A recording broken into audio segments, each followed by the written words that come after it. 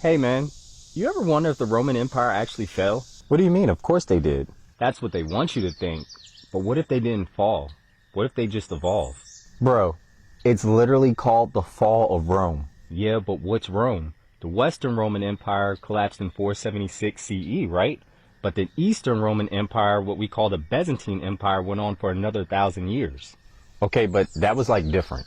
Was it though?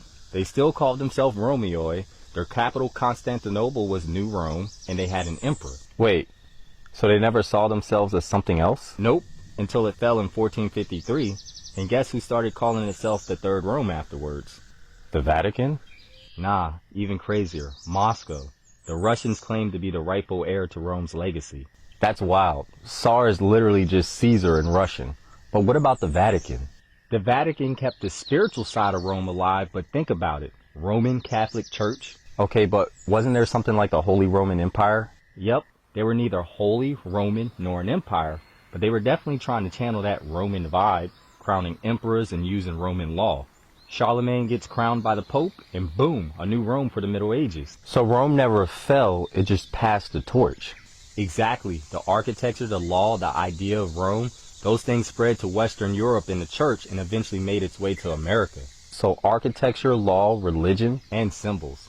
That eagle that Americans are so proud of, that's Rome's SPQR. You still see it all over Italy. Even America's government buildings look like Roman temples. Washington, D.C. is basically a modern-day Forum Romanum.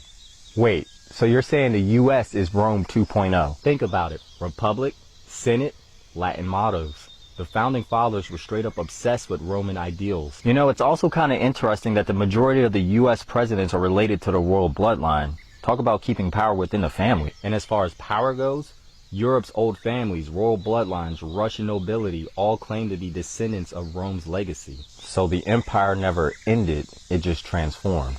Welcome to the new Rome.